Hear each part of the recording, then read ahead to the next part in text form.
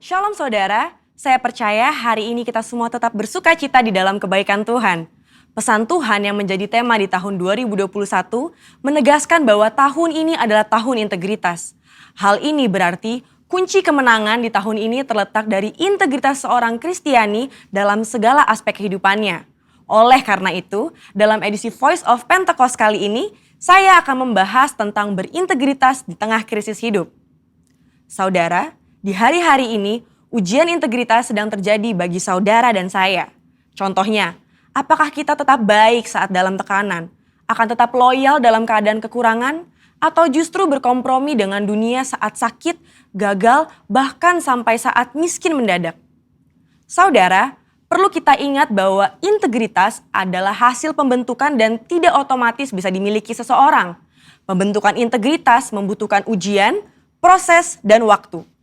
Di dalam Mazmur 1 ayat 1 berkata, "Berbahagialah orang yang tidak berjalan menurut nasihat orang fasik, yang tidak berdiri di jalan orang berdosa, dan yang tidak duduk dalam kumpulan pencemooh."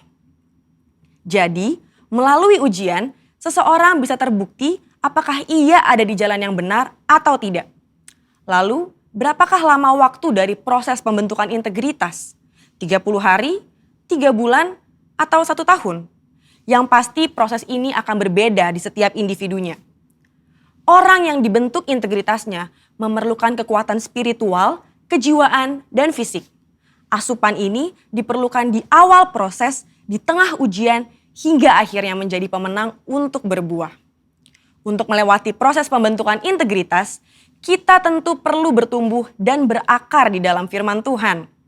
Saudara, penting untuk kita memperhatikan akar dari kehidupan kita. Di dalam Mazmur 1 ayat 1, pemazmur menggambarkan hidup seseorang yang benar, yaitu orang yang tidak tergoda untuk berkompromi dengan nilai kefasikan, dosa, bahkan kumpulan pencemooh. Tentunya nilai ini dilakukan karena seseorang ini berakar di dalam firman Tuhan. Seseorang yang berakar di dalam Tuhan pasti memiliki kualitas integritas. Lalu, apa resep untuk memiliki kualitas integritas?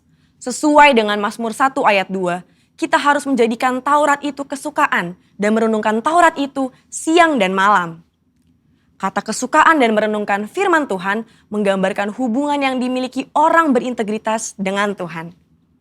Mazmur 1 ayat 3 berkata, "Ia seperti pohon yang ditanam di tepi aliran air, yang menghasilkan buahnya pada musimnya dan yang tidak layu daunnya.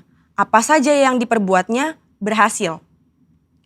Untuk hidup, jelas sebuah pohon membutuhkan air. Namun, betapa beruntungnya pohon yang ditanam di tepi aliran air. Ia tidak membutuhkan waktu lama dan usaha besar untuk akarnya mencari air. Kesukaan dan merenungkan firman-Nya siang dan malam merupakan gaya hidup orang berintegritas. Hal ini digambarkan dalam Mazmur 1 ayat 2 dan 3. Dikatakan gaya hidup karena hal ini dilakukan setiap hari. Apakah mungkin gaya hidup terbentuk begitu saja? Jawabannya adalah tidak. Hal ini dimulai dari cinta mula-mula.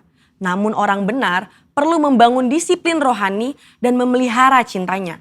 Disiplin rohani dalam pembacaan dan perenungan firman Tuhan menunjukkan gaya hidup orang berintegritas.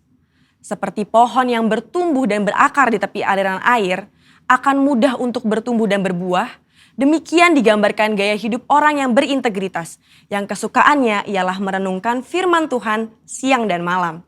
Dalam Yohanes 15 ayat 7 dan 8 berkata, "Jikalau kamu tinggal di dalam aku dan firmanku tinggal di dalam kamu, mintalah apa saja yang kamu kehendaki dan kamu akan menerimanya. Dalam hal inilah Bapa-Ku dipermuliakan, yaitu jika kamu berbuah banyak dan dengan demikian kamu adalah murid-murid-Ku."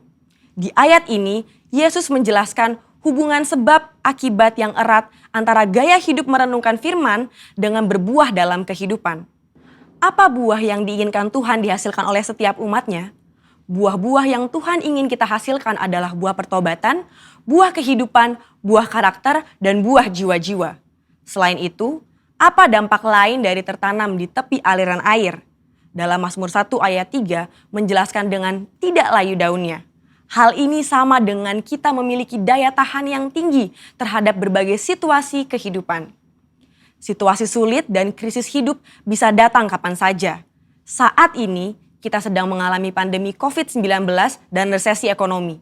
Situasi ini dapat mengganggu integritas seorang untuk kompromi dengan dosa, untuk menyakiti sesama, putus pengharapan, bahkan tidak lagi percaya kepada Tuhan. Lewat pemazmur, Tuhan hendak mengatakan kepada kita bahwa dari hubungan seseorang dengan Tuhan, lewat gaya hidup cinta akan firman Tuhan, bukan hanya agar kita berbuah, tapi juga agar kita tetap berintegritas. Di mata Tuhan, orang seperti ini dipandang dan dijanjikan apa saja yang ia perbuat berhasil. Saya percaya kita yang sudah mendengar ini akan semakin memperhatikan akar kita, perhatikan gaya hidup kita, dan perhatikan hubungan kita dengan firman Tuhan. Saudara, untuk penjelasan yang lebih lanjut dari tim teologi kami, silakan klik link yang ada di atas atau scan QR Code yang tersedia. Salam integritas, Tuhan Yesus memberkati.